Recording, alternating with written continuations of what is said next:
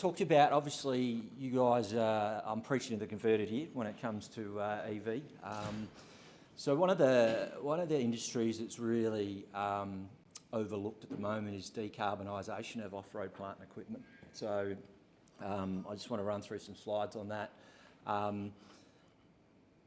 The categories that come in there is obviously wheel loaders, excavators, generators, drilling rigs, dumpers, cranes, all that sort of stuff. They all fall into that off-road plant and equipment. So really what I get out today is very similar to what some of the other guys have been talking about. It's really, really important to get buy-in from not only senior management, but staff, operators, all that sort of stuff. And that's probably one of the biggest challenges that we face. So it's really about starting the conversation. Stage implementation is really, really important. A lot of people we talk to think, I've got a fleet of 100 machines and I have to change it all over at once. That's not the case. You just got to start the conversation, start somewhere with it. Commence the journey we talk about. And obviously it's really important to get that corporate engagement. Especially for probably a lot of the councils as well, is contractor buy-in, because they're using third-party contractors to come in. And so that's really important as well at the front end of it when you're awarding contracts. So when it comes to off-road plant and equipment, the fast facts about that is, believe it or not, they're actually cheaper to buy. Typically, your EV cars are more expensive because I guess you're buying your fuel up front. In this case, it's a win-win for the person purchasing, because the machines are typically cheaper than what it would be to buy a diesel-powered machine. And I'll show you some examples of that. Obviously, significant running cost benefits with running EV plant. Some huge carbon footprint reductions. In a lot of cases, operators who are a bit tentative about potentially wanting to try electric machines, they find things like cycle times are actually faster with electric machinery than what it is with diesel power. Obviously, this same sort of stuff you guys are already dealing with cars, less noise, less vibration. Where that becomes an issue is if, underground mining, all that sort of stuff. They say underground mining that can be up to 60% of the running costs of underground mining is ventilation. So, with electric, there's less noise, less vibration, obviously no fumes. Heat reduction is another big factor as well. So right now, and I'm just talking about plant and equipment here, we talk about hybrids. A lot of the big manufacturers like Caterpillar, Komatsu, all those sorts of guys are refusing to drink the Kool-Aid, and they're heading really quickly down that hybrid path, which is not really the ultimate solution. Obviously, we've been using solar for a long time, important part mainly in the residential home market, but there is certainly a space for it for supporting chargers on site. Obviously, wind, hydro. So the other one that's really jumped out is hydrogen. So I'm talking with a lot of big mining companies like Rio Tinto, and they're under a lot of pressure to reduce their carbon footprint. And especially Twiggy Forrest, he's been having a real hard go at hydrogen. The problem with hydrogen is it's such a volatile source and hard to get hold of, and so he's actually done a backflip on his hydrogen. I think he's still using hydrogen for his ships and his rail, but certainly not for his plant and equipment. So that leaves only a couple of real options. That's electrification or fleet and plant reduction, and you really you'll find it hard to get an operations manager to reduce their fleet. So it comes back to electrification of plant and fleet is the way to go. We're not talking toys. When we start talking EV and plant and equipment, people turn around and they think, this is stuff coming out of eBay and it's little remote control stuff. This is serious equipment. That's a 20-tonne loader there with a 430 kilowatt lithium battery in it. All right, and that'll run for 8 hours. And we've got charging technology in that machine that'll charge that battery within 1 hour. So we're currently talking with Rio, as I said, and they're running 24 hours a day. And so we're talking to them about, at the shift change, that they'll be able to put that on charge by the time they do the shift change, do a handover and do a pre-start of the new operator. They would have charged that if it was completely flat. Okay, so the technology in these is unbelievable. So the natural enemy of a battery is heat going in and heat going out. So the faster you charge that, the more it denigrates the battery. So this machine's actually got a computer-generated cooling system on it, which actually keeps the battery constantly cool as charge is going in, and obviously power's coming out of it.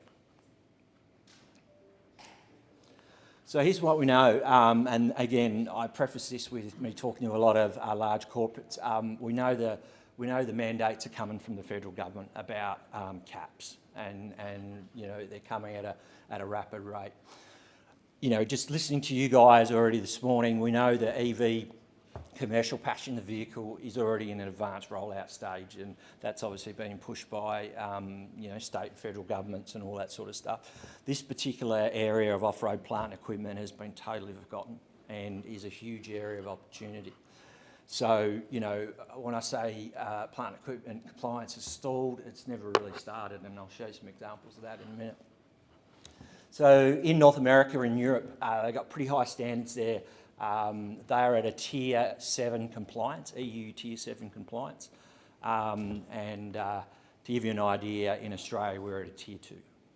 All right, so for all the rhetoric, the government's getting up there saying that we're doing the heavy lifting in off-road plant equipment. We certainly aren't doing that at all. All right, so Tier 2 is just about nothing. All right, so no compliance at all. We also know that Australia ranks 55th from 65 surveyed countries for CO2 emissions.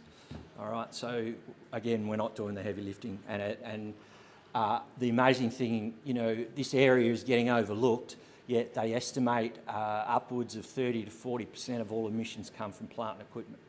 All right, and you've got to think about it. When I go to these big job sites, they'll turn a diesel loader on and it runs all day, and they'll get out of it, have smoko, just leave it running, and it's crazy, right? So again, electrification is the only real option. We face a lot of the corporate roadblocks, well, I do, that you guys would as well, and first thing that people come out with is, oh, we've got worries about buying new equipment because, you know, CapEx concerns, OpEx concerns. Operator engagement is a hard thing for us, because operators typically will say, my dad drove a Caterpillar, my uncle drove a Caterpillar, goddamn, I'm going to drive a Caterpillar.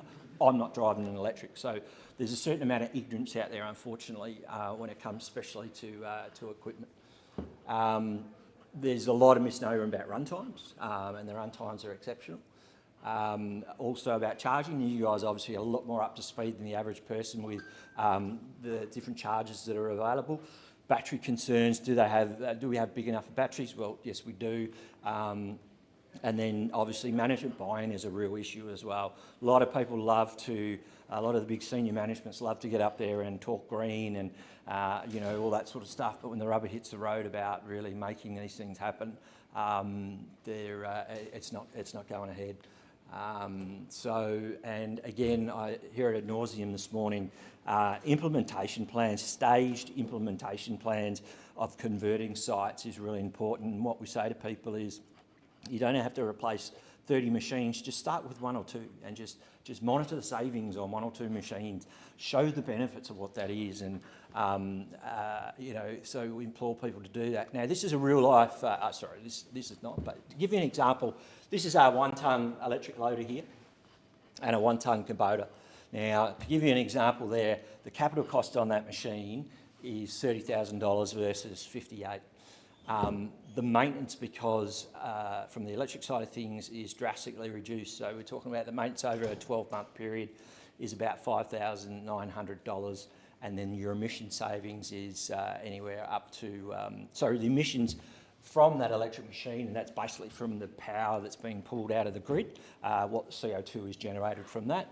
And then we go to the other side and you see, so there's instantly a massive upside for the electric machine just on capital. And then you look at fuel and maintenance of that machine per annum at nearly $50,000, plus you're going to offset about 50,000 kilos of CO2. Now, this is a real-life case study of a customer who runs a huge fleet of Volvo loaders, 17-tonne loaders. They're about $500,000, these machines. And I've just put this 20-tonne or 19-tonne electric loader in there, and there's instantly a cash saving there of the purchase price, okay?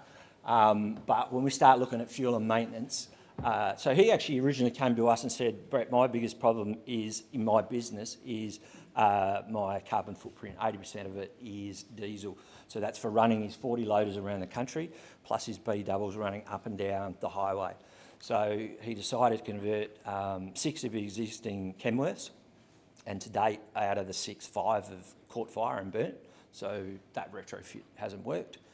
There is an opportunity on one machine there to save $100,000, more importantly for him, offset about 1,080 kilos of CO2. So once you start extrapolating that out over the lifespan of the machine, let's say 5 years, the savings are huge. And again, we're saying just put one machine in there and start, which is what they actually did. So I went up to the country the other day and delivered the first machine, which is here. That's a 20-tonne loader, and that will save them about $100,000 a year in fuel and offset about 100,000 kilos of CO2. You guys are right across this presentation. I normally have to tell people about batteries, lithium. There's lithium and there's lithium. We all know that, right? And there's a lot of ignorance out there about lithium batteries. And we run lithium LiPo4s, which have got the most stable setup to protect it from thermal runaway. Now, you guys obviously probably already know about all that sort of stuff. You know, it's not the same batteries that we're putting into scooters and phones and things like that, which you hear every day on the news that are catching fire and all that sort of stuff. You know, the batteries are very stable. One of the big benefits with the batteries we put them in there is it allows us to do what we call opportunity charging, which is probably what you do with your cars anyway, which is if you have smoko, a break, lunch, whatever it may be, plug the battery in and you might pick up 5, 10, 15% extra power over the journey of that day.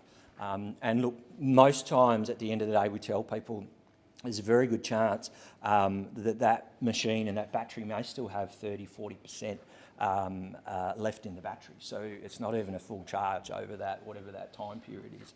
And so battery management and charger management becomes really important, and it's site specific. So we offer, you know, consultancy. We'll come out and see what sort of power you've got, what sort of machines you're running, what your shift times are, so we can plan for the right battery, the right charger, all that sort of stuff. So, yep, there we go on our charge time.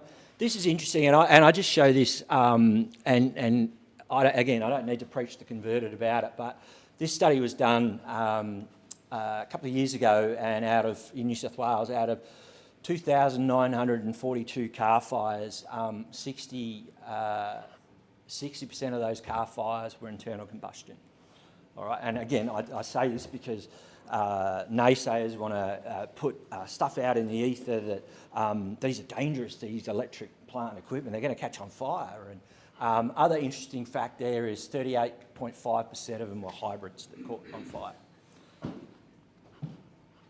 1.5% were EVs. So, you know, guys, you've got to get real about this, not you guys, as in the people I'm talking to, that, you know, these are very stable. The technology is amazing. This was a recent accident in Victoria where a Tesla Y model crashed through a barrier through inattention of the driver. The car was destroyed. You can see it there, right? The battery pack in that was completely untouched. Look at the fire, look at the damage on that car. And so, you know, for all the bad press that lithium's getting, it's a very safe thing. I just want to quickly share, this is a bit Hollywood, but share it with you.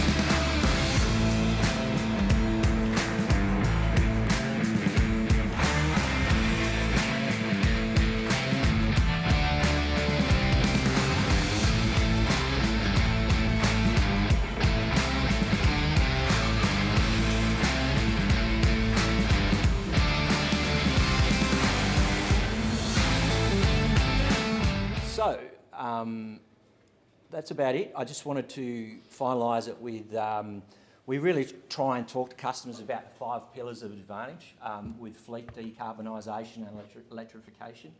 And the benefits there is, I've just showed you, there are OPEX and CAPEX savings by going EV, whether it be upfront, CAPEX, or your operating costs through the period. There are performance improvements, okay? Faster cycle times, and cycle times could be anything from lifting, lowering, driving. When I took that machine up last week, the guys couldn't believe it. They thought it was a rocket ship, like fantastic. So that's what we try and talk to them. Obviously, there's their environmental benefits, and that's not for everyone, right? Unfortunately, there's a lot of naysayers out there that don't care about that side of things, but it's got to be one of the factors that the industry have to take into consideration. The occupational health and safety benefits. And one of the things we've noticed just, and not by design, it was by accident, that on our smaller fleet, 50% of our clients are females, which is really, really unusual. All right, so, and we sussed that out. Why is that? And that's because a lot of females don't like the noise, the vibration, the smell of diesel, the way it drives, the lack of control, whereas they get into an electric machine and they feel like they know what they're doing. And so, yeah, and obviously, global best practice. So I hope that gives you a little bit of insight. And happy to talk to anyone afterwards about it, but we really need to push that sector. As you can see, there's really, there's been no, I'd love to get hold of Mr. Bowen for 5 minutes and just sort of say, how about you concentrate on this area as well as EV cars, because there's huge opportunity there. All right, that's it. Thank you. Okay,